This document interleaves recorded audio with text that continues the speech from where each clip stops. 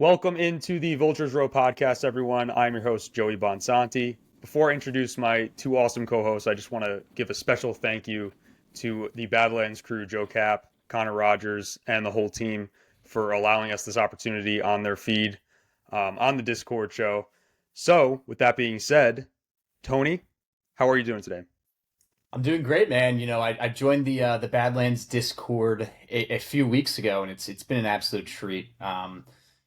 Before I joined, they were giving me some crap about the sources, all this stuff, and got to know me a little bit. I got to know them a little bit, and we're all pulling for the same thing, man. We want our shitty franchise to eventually come together and put some wins together. So.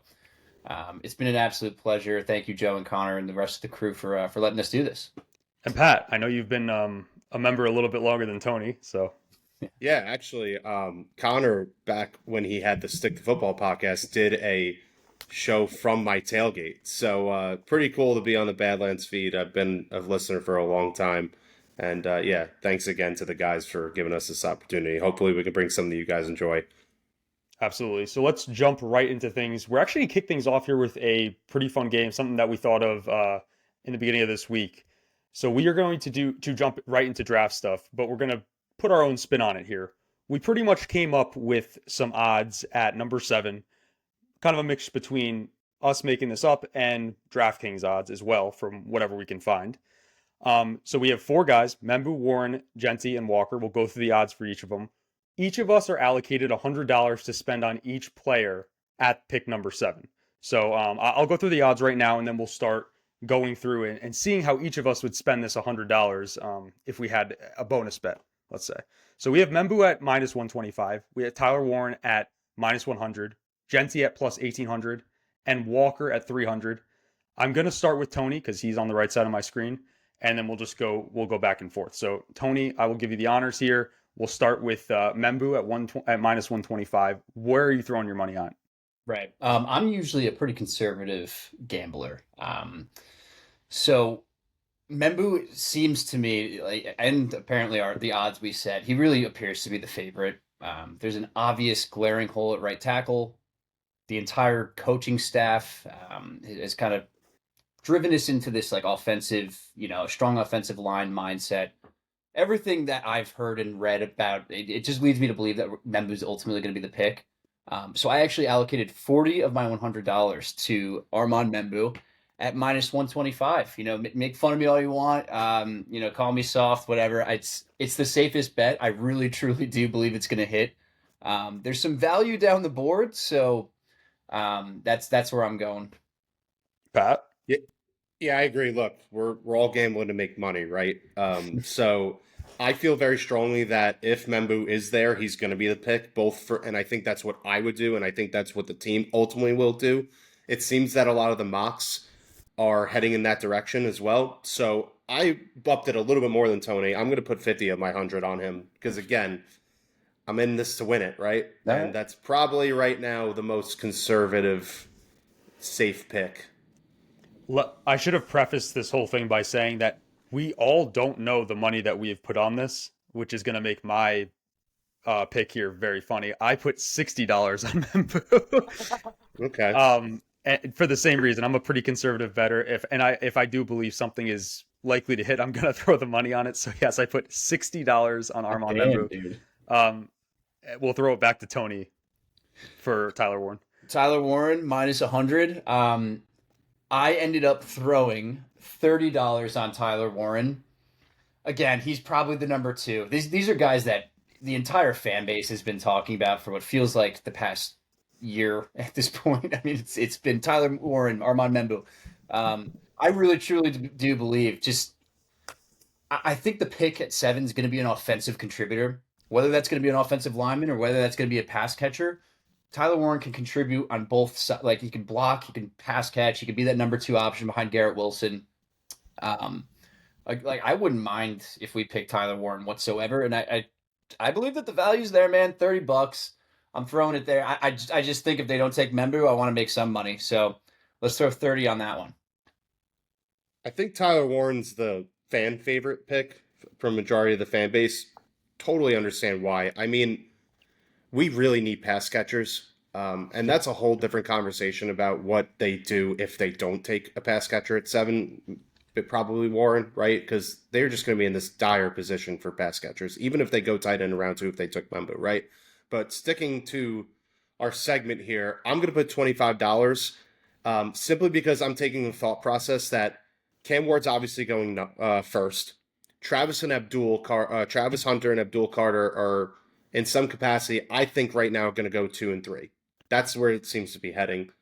And then that leaves New England that has been getting mocked a lot, a tackle, but it's been mostly Will Campbell. I'm still not really sold that in the Will Campbell is better than Membu scenario. I still think that if both are on the board and New England decides to really go tackle 4, that I think Membu could be the pick there. So in that scenario, if Membu's gone, I think Warren is the obvious choice at 7 for them. So I think $25 I would safely put on that. That's a good way to put that. Now, in real life, if I had put $60 on Membu, I already would know that Warren would be a lock to be picked because I threw $60 on him. I threw $19 on Tyler Warren. I know very specific, but it will make sense in the end. I feel Yeah. I do feel like if Membu if I threw money on Armand Membu, Warren would be a lock to go with the Jets. I really do feel like it's a toss up, but I personally want Membu more. That's why I put more money on him. So I have 19 on Tyler Warren. And let's go to a very interesting pick now in Genty. Running back, Boise State. What are you throwing on someone like Genty, Tony?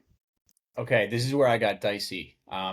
So his odds were plus 1,800, correct? That's correct, yes. That seemed like high to me, dude. Like, I think there is absolutely, if I were to put like percentages on this, I would put it at like a 4% chance we draft him at 7. We trade Brees Hall, take Ashton Genty, and for that reason, I'm throwing $20 on Genty. You know what? If I'm gonna go out, I'm gonna have some fun, and I'll that's enough money to where I'll buy into the pick. I'll be like, all right, well, you know what? We took the player I didn't want, but I got a little more extra in my pocket. So, my overall take on Ashton Genty at 7, I truly do believe that it's a position we're not in. We're not in the position to take Ashton Genty, given the fact that we're kind of doing this like makeshift rebuild right now. First year of a head coach GM combo. We don't have any idea what they're doing though. Like we haven't seen them draft yet, so anything's possible, and that kind of played a role into why I put $20 on Genty. I just don't think it makes sense for the team right now. The odds were just too juicy not to sprinkle at least a little bit on there. So $20 for Genty. So just so we all are on the same page, right? So the listeners know, we didn't come up with plus 1,800. That kind of was what we saw online. So that kind of changed things there. So even we were like, okay, plus 1,800, right? So that's where things get a little dicey. I have $25 left in my budget, and I'm putting $25 on this. Oh, I And I'm love gonna tell it. you. So, and again, a lot of it's because of the odds, right? The odds are plus 1,800, which would net me 270 in this scenario, right? I'm willing to bet that there's fire behind the smoke that the Jets want a running back in some capacity because there's been a lot out there that they do. And if anybody's listened to our prior podcasts, probably not. If don't, I encourage you to listen. I went on an entire rant about how Brees may not be here in the future and how I really think there is a world where we trade him. So I'll double down on my anti-Brees stance and I'll put my money where my mouth is, and I'm going to put the rest of my budget on Genty because I would be excited if they took him. I'm not like saying it's the best roster management move, but in that scenario, if they hit, I get 270, we get Genty, fine. I'm willing to stand on that. Kind of keeping on your point, I don't know if it's as unlikely when you look at Muji and Glenn that they wouldn't take Genty. I mean, Glenn obviously comes from Detroit where they took Gibbs in the top 15. And you also have to look at Muji's background as well. He took Javonte Williams pretty early on, I think within the top 50. So they both have a track record of looking at running backs pretty early on. With that being said, I would put $20 on this because I agree with Pat. Like, I do believe there is something behind this, and whether they do take a running back at 7 or not, I think that it's I feel confident putting $1 more on Genty than I do with Warren because I feel like there's with the value pick, I think that it actually could happen. To be clear, my strategy with this whole running back talk would not necessarily be to take Genty at 7. I would, if there is a world where Brees gets traded, and I think there is some smoke there, I think that it would be more of a later round running back because this running back class is so deep, right? But Genty kind of seems to be the outlier and somebody who's worth that type of pick at 7. So we'll see what happens. But I don't want it to be like let's take Genty at 7. But I would love to see the state of affairs on Jets Twitter if the Jets took Genty. I just really it would be a shit show. Be awesome. Yeah, it would be crazy. It would make for some fun podcasts. Yeah, it truly would. All right, Tony, round it out with Walker here at plus 300. Jalen Walker. I threw my remaining $10 on Jalen Walker, plus 300. You know, the odds are there. He took a visit with us. It's definitely not out of the ballpark of like reasonable picks. I think it would piss a lot of people off. Everybody wants one of Tet, Warren, Membu. There's some Genty stands out there. I mean, if they take Jalen Walker, everyone's going to be like, what the hell, dude? Like, I really do believe that pick 7 is going to be a contributor on the offensive side of the ball. I like, how many linebackers do you really need? Like, you just paid Sherwood, you have Quincy. The pick wouldn't really make much sense to me, but he's a really good football player. And you know what? If they feel like he's a top 4 player in this class, I can see them, taking the swing and going defense. So I threw my $10 there. That wraps up my 100, and I'm feeling pretty strong. I feel like I have some pretty good asset allocation here. So I think this is the pick if the Jets do go defense. And I could totally see why Aaron Glenn would want Jalen Walker. And I love Jalen Walker as a player. He would be the Swift's. He's not really just a linebacker.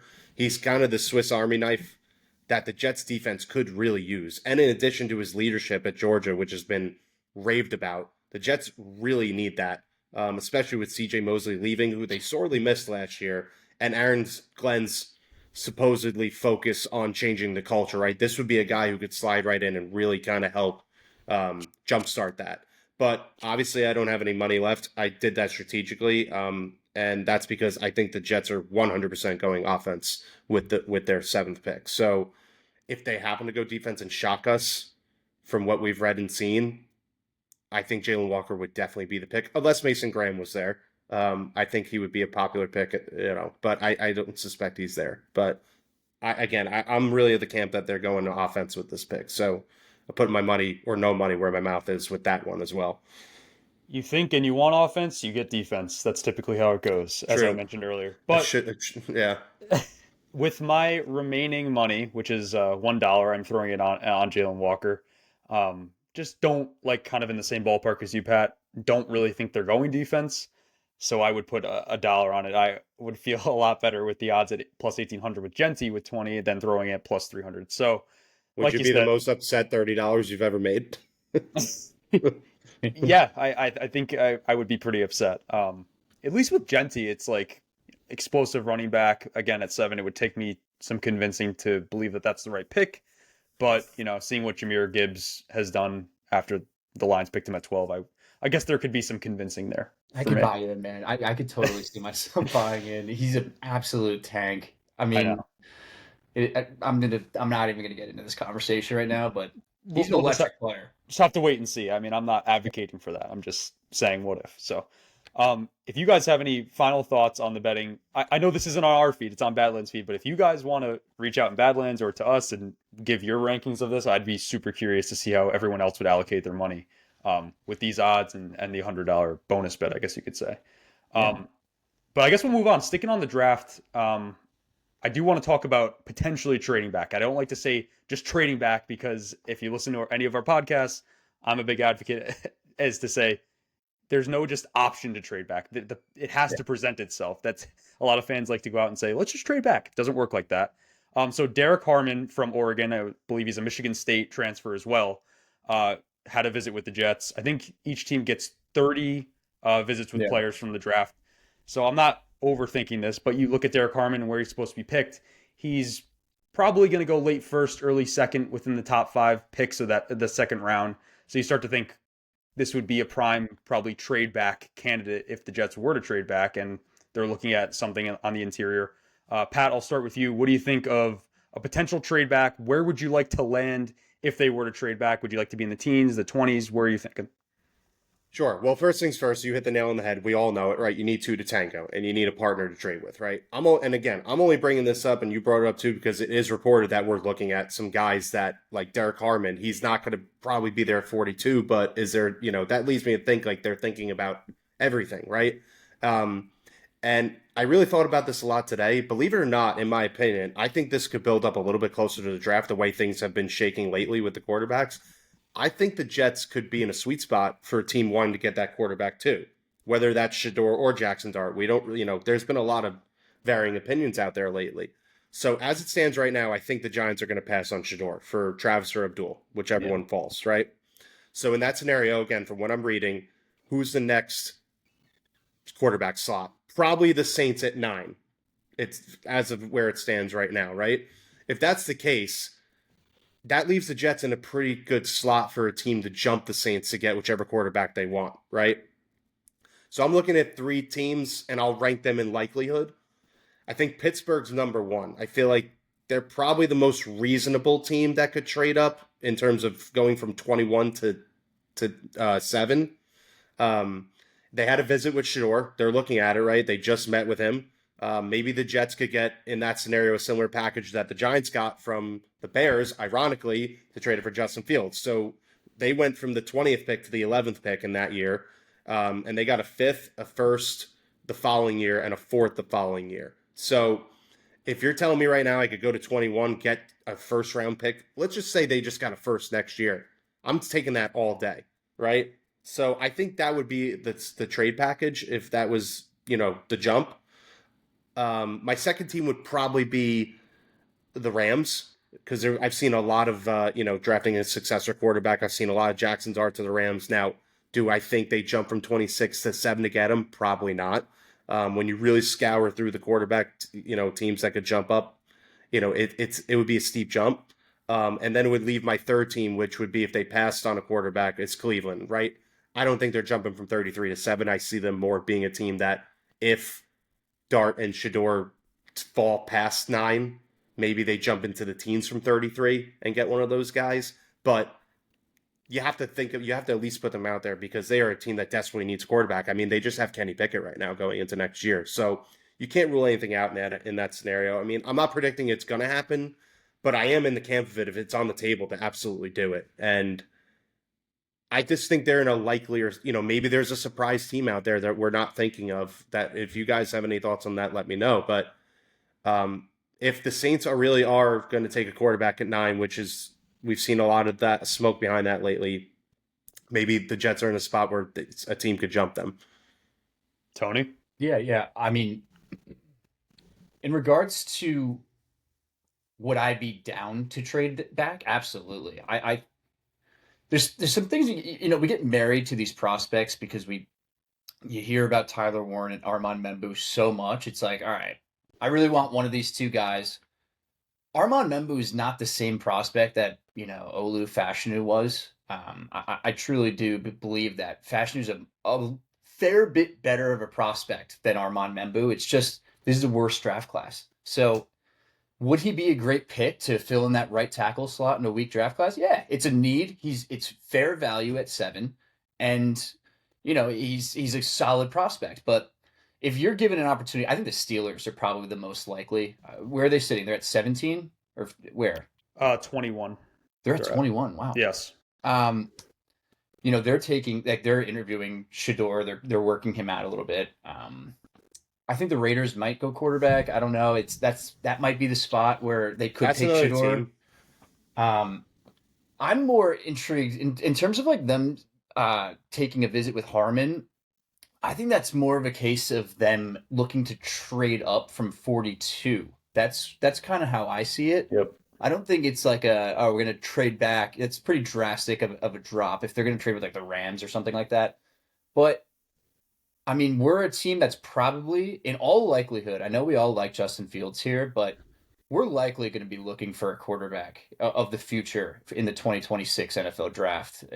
That's just what what the odds are telling me. I mean, Justin Fields has not proved to be a really good NFL starter or anything. There's a reason he was a free agent. We were able to sign him. If he works out, great.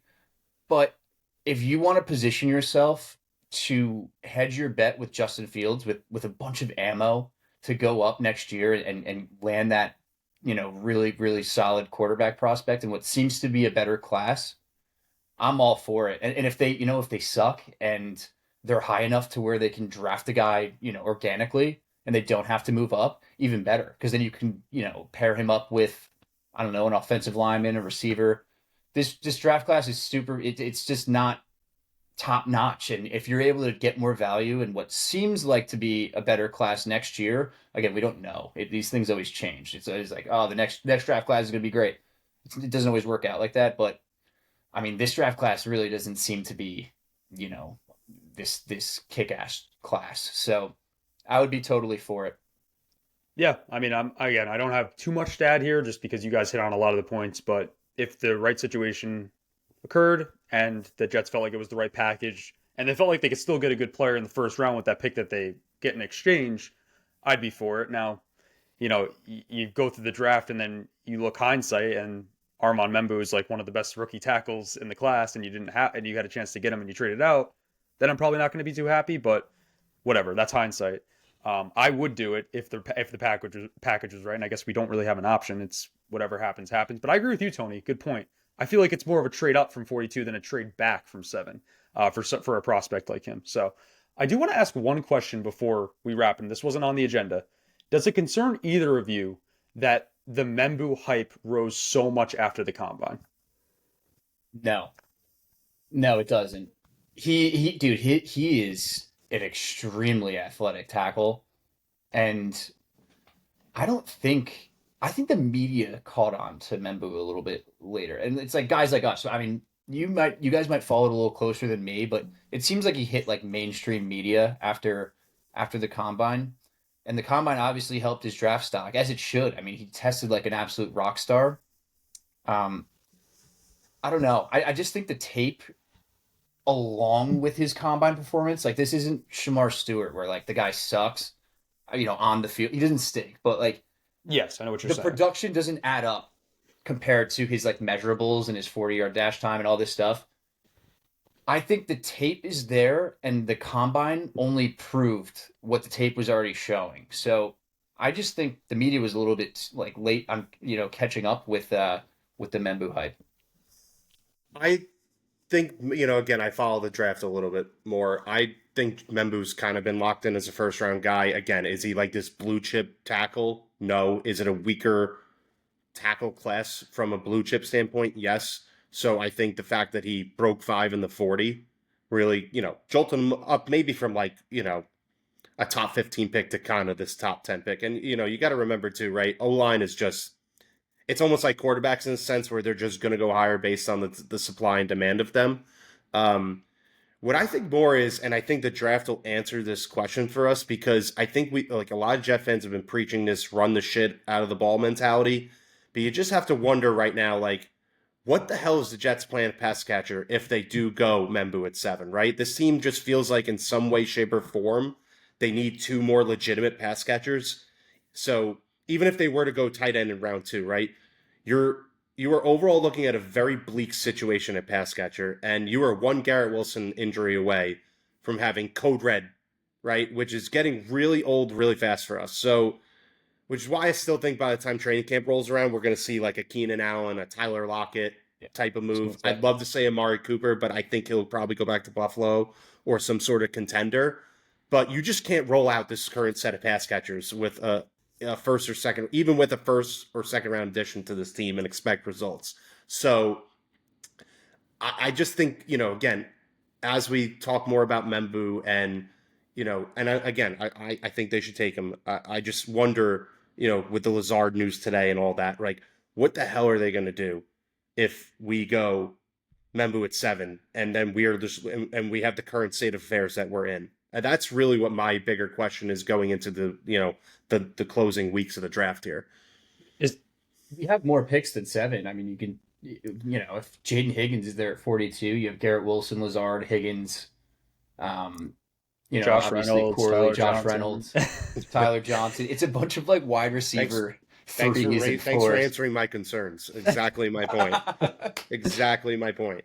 I mean, you Sounds can't. worse as I I just went don't on. think you can reasonably rely on a second round. Like again, how many times have we taken a second round pass catcher and it's No, it worked out for always us? works, dude. It's never Yeah, bitten us in the ass yeah, at all.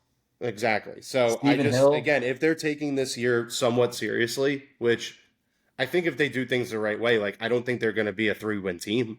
I just wonder they have to get another legitimate veteran in here. I mean, look, I think Lazard coming back at the number he is, it's fine. And I think I'm going to give New York Jet Matt credit where it's due. He said today that if Alan Lazard doesn't drop passes, doesn't line up incorrectly, doesn't commit a drive-killing penalty, and doesn't practice soccer for the game, he may actually be a fine wide receiver 3. So couldn't say it better myself. So shout out to him. But again, like that's really kind of where again, I know we have more draft picks, but it just puts a pit in my stomach as a Jets fan. And I don't Trade for even them, maybe. I don't I know. don't even feel comfortable. Like you talk about like guys like Keenan Allen, and I'll wrap after this. But Keenan Allen is someone who I feel like the Bears got last year, and Bears fans were excited. And all of a sudden, he's plagued by injuries. He doesn't look necessarily like the same guy like he was in Los Angeles. And now you're like, oh, because I know what would happen. We'll sign the Jets will sign Keenan Allen, and everyone will be hyped up. And then he gets out and he has 200 yards receiving throughout the year, and he missed half the season. So I don't necessarily feel like that comfortable signing one of these like low. Honestly, Amari Cooper would be a guy where I feel a lot more comfortable, like you said, Pat. But I agree. I think he'll go to a contender. So very puzzling with pass catcher side of it. And yeah, this draft really has me puzzled this year. I'm super excited for it.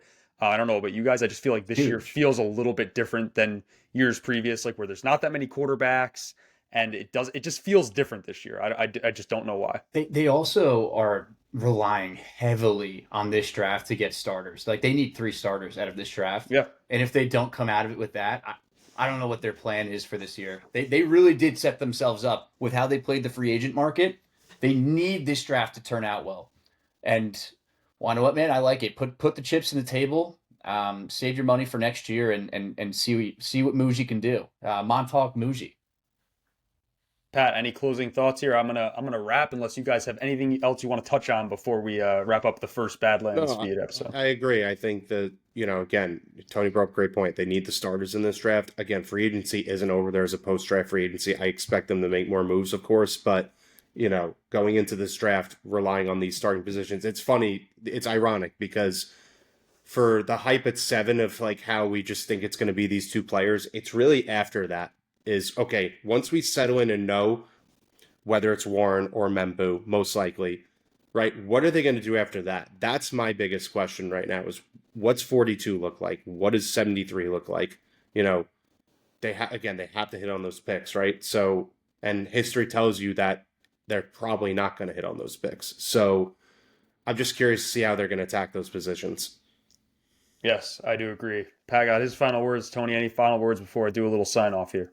Um, let's freaking get it, man. Thank you guys so much for tuning in and again, shout out to the Badlands guys. I've been listening to this pod, all of them really, Turn on the Jets, Badlands, draft season, all of them for what I think like 3 years now. And it's super cool to make a little appearance on the feed. So shout out to all of them. They do really, really great work and go Jets. Could not have said it anybody but myself. Going to sign off here. Thank you again to Badlands Discord show, whole crew over there, and hopefully talk to you guys soon in the future. Go Jets.